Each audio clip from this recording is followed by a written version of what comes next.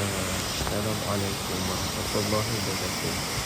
Hari ni saya datang dekat satu tempat ni untuk test barang yang kita baru dapat. Okey, ni kita buka barang tu.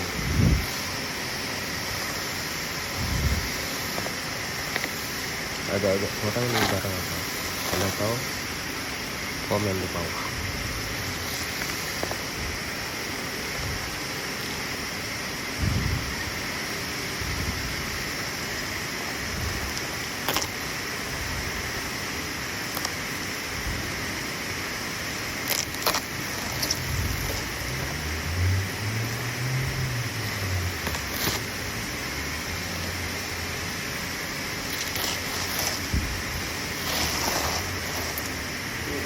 Terus kita buka. So bumbu ni kita ambil saiz yang paling besar sekali. Nampak tu besar guys.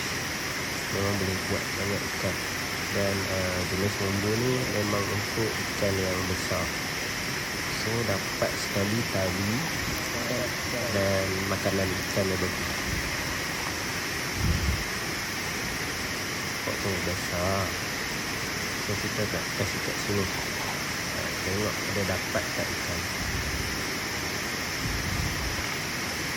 Bumbu macam ni dia senang, dia boleh. Kalau korang tengok bila buka tadi dia teruskan buka kan, tapi dia boleh tutup balik sebab dia ada pengetik dekat atas dengan bawah. So dia akan letak balik lah. Pegang dia kita simpan, kita tak pakai umpan tu, kita pakai roti hari ni sajalah guys. Seronok kan.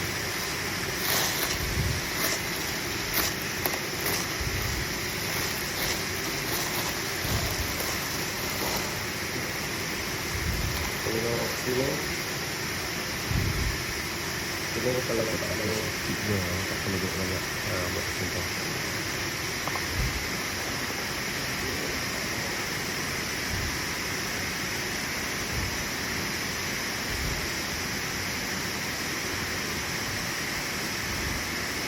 Sarik dia letak aja.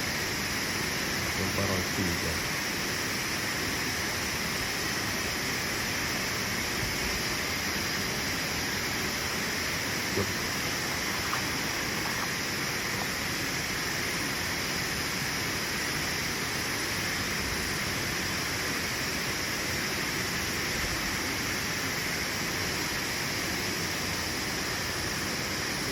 Saja begitu orang layan begini.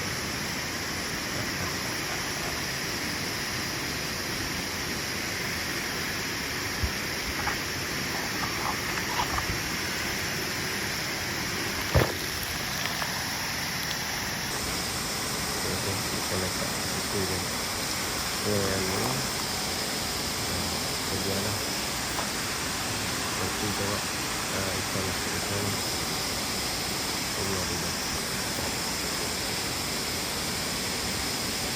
Kat sini banyak kecil. Tapi hopefully ada macam besar juga kan. Oh banyak guys. Itu nampak.